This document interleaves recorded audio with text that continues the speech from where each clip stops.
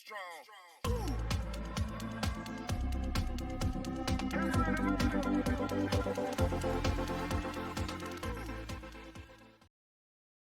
को जय हिंद and welcome to the YouTube channel of CSC academy भलई।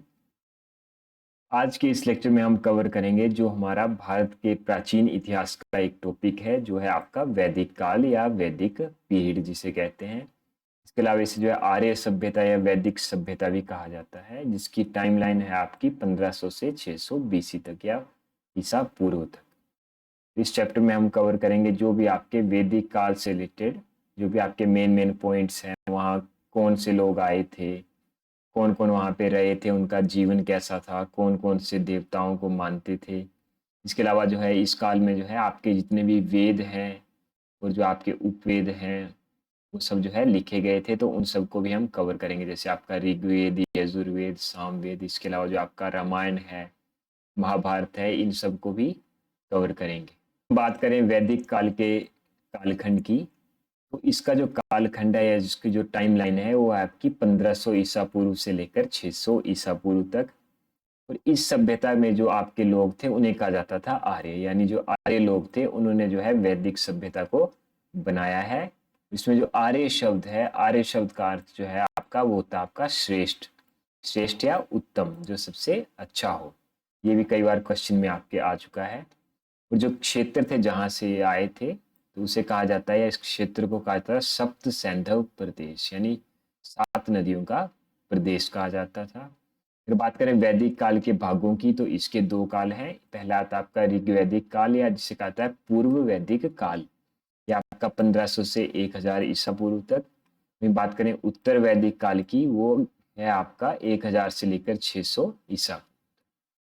पहले अगर हम बात करें आपके पूर्व वैदिक काल या ऋग्वैदिक काल की, तो इसे जो है इसमें जो है आपकी 7 नदियां प्रवाहित होती, जैसे मैंने बताया सप्त सैंधव जो है आपका 7 नदियां थी, जिसमें आगे आपकी सिंधु, सतलुज, रावी, चिनाब, झेलम, ब्यास, सरस्वती, ये 7 नदियां जो थी, इनसे भी कई बार क्वेश्चन आ जाता है आपको। बात करें ऋग्वेद में, तो ऋग्वेद में इस क्षेत्र को जो है ब्रह्मव्रत या ब्रह्मावर्त जो है कहा जाता था। बात करें यहाँ के सामाजिक जीवन की, तो इसका जो परिवार था वो था आपका पितृस्तात्मक, यानी जो है पितृस्तात्मक परिवार था। जैसे हमने पीछे पढ़ा था, जो आपकी सिंधु घाटी सभ्यता थी वो आपकी मातृस्तात्मक थी। इसमें जो परिवार का मुखिया जो होता था वो उसे कहा जाता आपका कुलुप, उसे कहा जाता आपका कुलुप। और इस काल में जो है महिलाओं को जो था काफी अच्छा या उच्च स्थान प्राप्त था, यानी उन्हें जो है किसी भी प्रकार के उसमें बैठने की, जो सभाएं होती थी उसमें बैठने की अनुमति होती थी। इसमें जो आपकी विदुषी महिलाएं थी उन्हें कहा जाता था आपका जो है आपकी अपाला, सिक्ता, घोषा, विश्ववारा और लोपामुद्रा, ये इस काल की जो है विदुषी महिलाएं या प्रसिद्ध महिलाएं कह सकते हैं आप। इसमें जो है गाय को जो है इनके काल में कहा जाता था अघन्या, गाय को कहा जाता था अघन्या। इसके बाद बात करें तो जो ऐसी स्त्रियां जो विवाह न करें उन्हें कहा जाता था अमाजु, या जो विवाह नहीं करते थे उन्हें अमाजु कहा जाता था। बात करें आर्यों के परिधानों की, तो ये 3 भाग थे इसके। सबसे पहले जो था आपका वास था, उसके बाद अधिवास और उष्णीय, ये 3 टाइप के परिधान होते थे आपके, जो आपका ऋग्वैदिक काल है उसमें, वास, अधिवास और उष्णीय। बात करें इनके आर्थिक जीवन की, तो इनका जो प्रमुख व्यवसाय था वो था आपका कृषि। तो कृषि को इसके अलावा जो आपका उर्दर भी कहा जाता था, तुलना भी कहा जाता था और समित भी कहा जाता था। जो बात करें जुते हुए जो खेत थे उन्हें कहा जाता था उर्वरा, उर्वरा कहा जाता था आपके जुते हुए खेतों को। चरागाहों को कहा जाता था आपका खिल्टा। इसके अलावा हल को कहा जाता था आपका सीर। जो फसल काटने का औजार था उसे श्रीनी कहा जाता था। जो को कहते थे यव, व्यापारियों को पानी और ऋणदाता को बेकनाट। बात करें सबसे पवित्र नदी की जो ऋग्वैदिक पीरियड की थी वो थी आपकी सरस्वती नदी। तो इसमें चारगाह हो गया आपके खिल्टा, हल हो गई सीर, फसल काटने का औजार श्रीनी, जो को बोलते थे यव, व्यापारी हो गया आपका पनी, ऋणदाता को बेकनाट, और सबसे पवित्र नदी आ गई आपकी सरस्वती। अगर बात करें राजनीतिक व्यवस्था की, तो सबसे छोटी इकाई थी इसका परिवार या कुल या परिवार, सबसे छोटी इकाई। उसके मुखिया को कहा जाता था आपका कुलुक, और जो गांव होता था उसके उससे बड़ी इकाई गांव आ गई, उसका प्रधान हो गया आपका ग्रामीणी। और जो जन था, जन के अधिपति को कहा जाता था आपका जनपति या राजा, पूरे क्षेत्र के ऊपर अधिकार था जिसका। बात करें ऋग्वेद में, तो ऋग्वेद में जो है आपका 10 राजयुद्ध का भी वर्णन है। इसके अलावा जो है आपकी सभा, समिति और विदत जैसी संस्थाएं भी उसमें हुआ करती। बात करें सभा की, तो सभा की क्या, सभा में जो था समाज के जो विशिष्ट लोग थे उनकी एक संस्था थी जिसे कहता था सभा, जहाँ पे जो भी उससे रिलेटेड जो भी मेजर डिसीजंस होते थे, जो भी कोई काम से रिलेटेड या किसी जो है अन्य चीज से रिलेटेड, वो सभी जो आपके सभा में सुलझाए जाते थे। बात करें स्त्रियों की, तो स्त्रियों भी इसमें भाग लेती थी आपके ऋग्वैदिक काल में। और जो सभा के जितने भी सदस्य होते थे उन्हें कहा जाता था आपका सुजान। बात करें समिति की, तो समिति जो थी एक आम सभा थी, यानी जो नॉर्मल कोई भी लोग जो है एक समिति बना सकते थे, जिसके अध्यक्ष को कहा जाता था आपका ईशान। ईशान कहा जाता था समिति के अध्यक्ष को। सभा का अध्यक्ष हो गया आपका सुजान।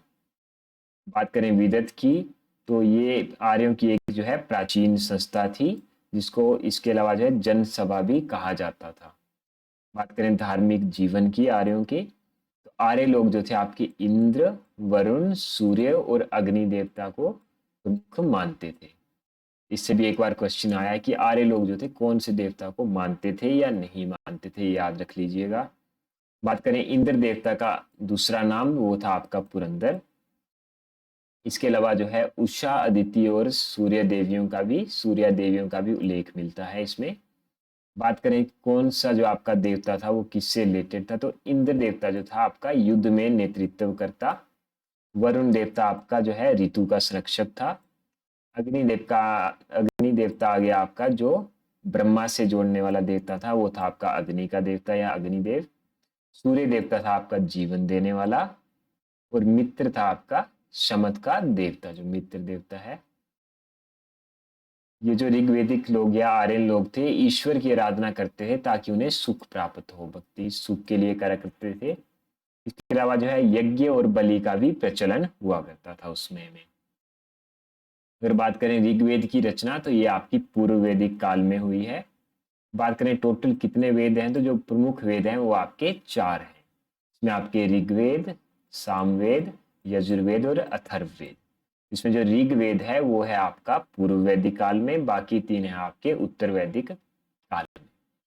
जो वेद शब्द है ये जो है आपका विद धातु से बना है, जिसका मतलब है जानना या किसी चीज का ज्ञान प्राप्त करना, उसे कहा जाता है आपका वेद। सबसे पुराना आ गया आपका वेदों में ऋग्वेद। बात करें 4 वेद आपको बता दिए। तो इसके जो बात करें जो तीनों वेद थे बाद के, उनकी जो रचना थी वो हुई थी आपकी उत्तर वैदिक काल में। वेदों को एक और शब्द दिया गया है, उसे कहा जाता है संहिता। वेदों को जो है संहिता भी कहा जाता है। तो बारी बारी अब हम वेदों को पढ़ेंगे। अगर बात करें ऋग्वेद की, तो ऋग्वेद जो है आपका 10 मंडलों में विभाजित है और इसमें है 1028 श्लोक। इसके अलावा जो है 10,462 जो है मंत्र हैं इसमें। 10 मंडल, 1028 श्लोक और 10,462 मंत्र।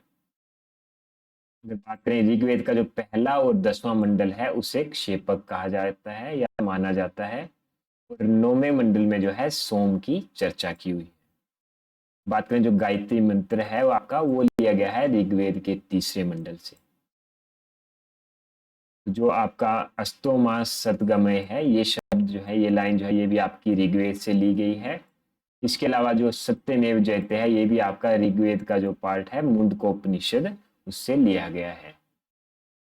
बात करें ऋग्वेद की शाखाओं की, इसकी शाखाएं आपकी शाकाल, वाष्कल, आश्वलायन, शंखायन और मांड्युक, ये शाखाएं हैं आपकी ऋग्वेद की।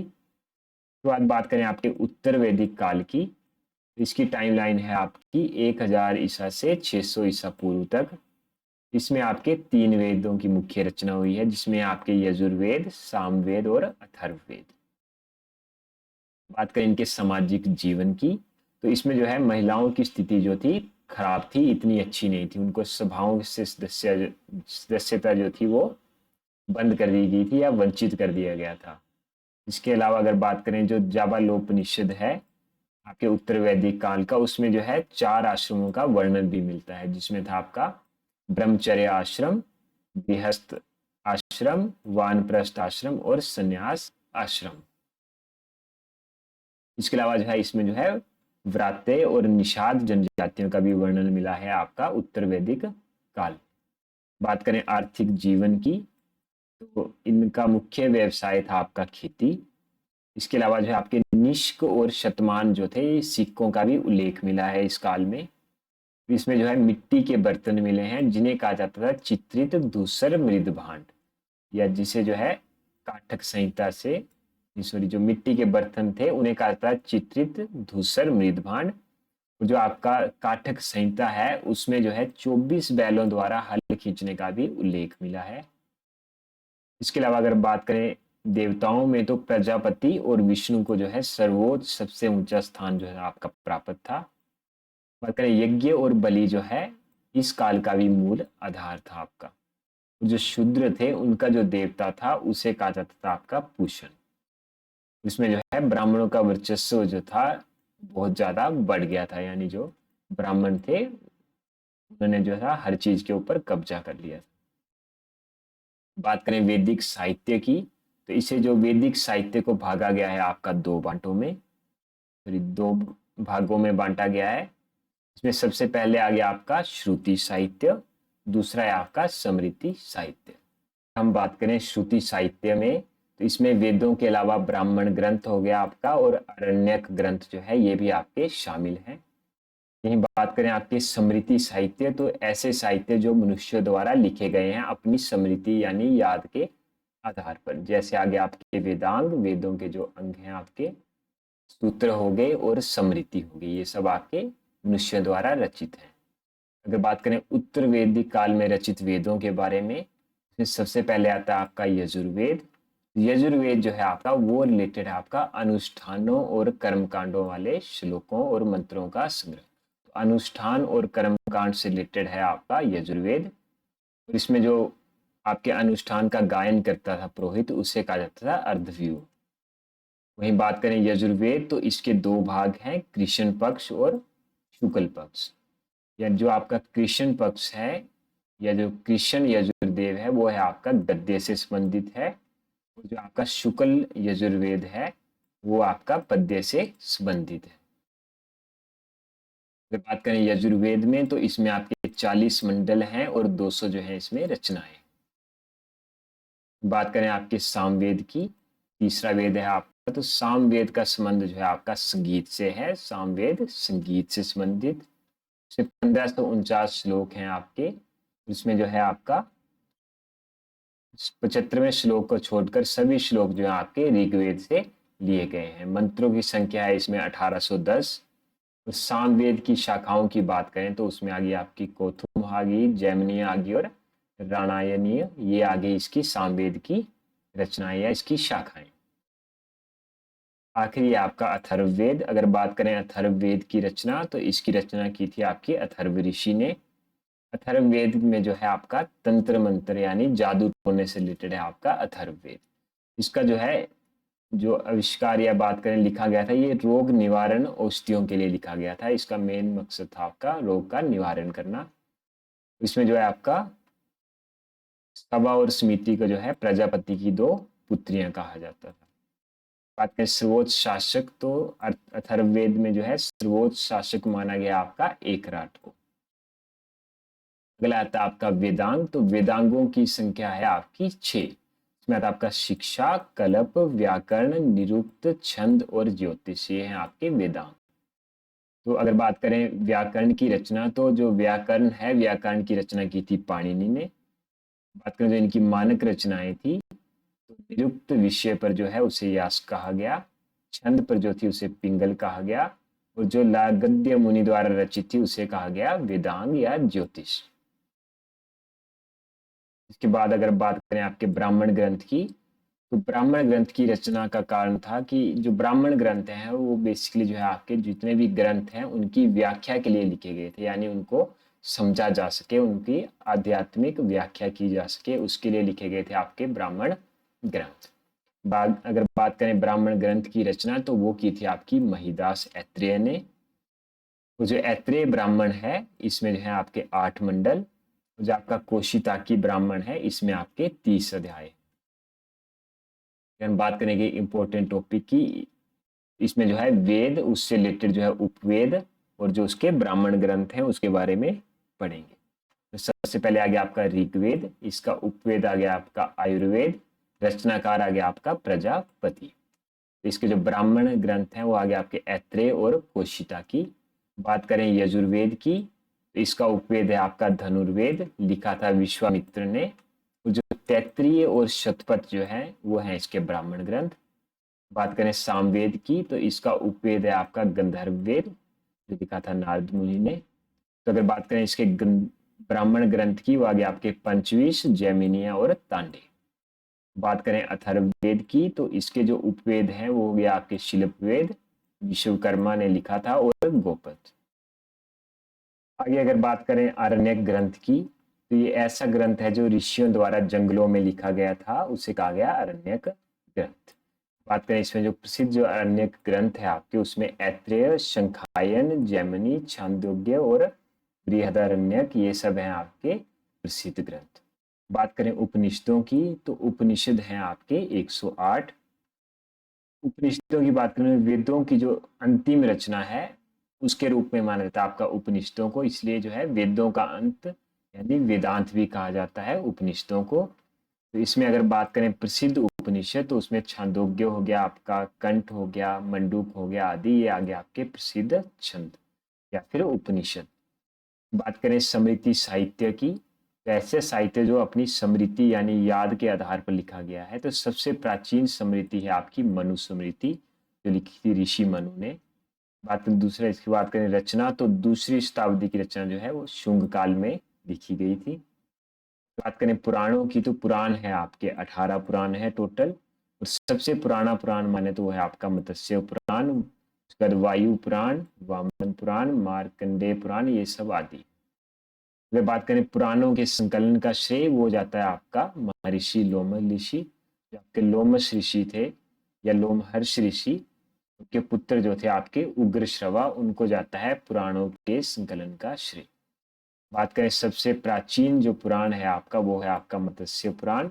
मत्स्य पुराण में जो है विष्णु के 10 अवतारों का आपको वर्णन मिलेगा। बात करें रामायण की, तो रामायण की रचना की थी आपकी महर्षि वाल्मीकि ने। ये जो है ओरिजिनली संस्कृत भाषा में लिखा गया है। तो रामायण जो है आपके सात सात जो है इसमें कांड है, 7 कांडों में विभाजित है। बात करें महाभारत की, सब जो है महाभारत लिखी थी वो लिखी थी ऋषि वेद व्यास ने। इसमें जो है कौरवों और पांडवों के बीच युद्ध का वर्णन है। तो सबसे बड़ा जो रचना है या काव्य है वो है आपका महाभारत। इसमें है 18 पर्व टोटल।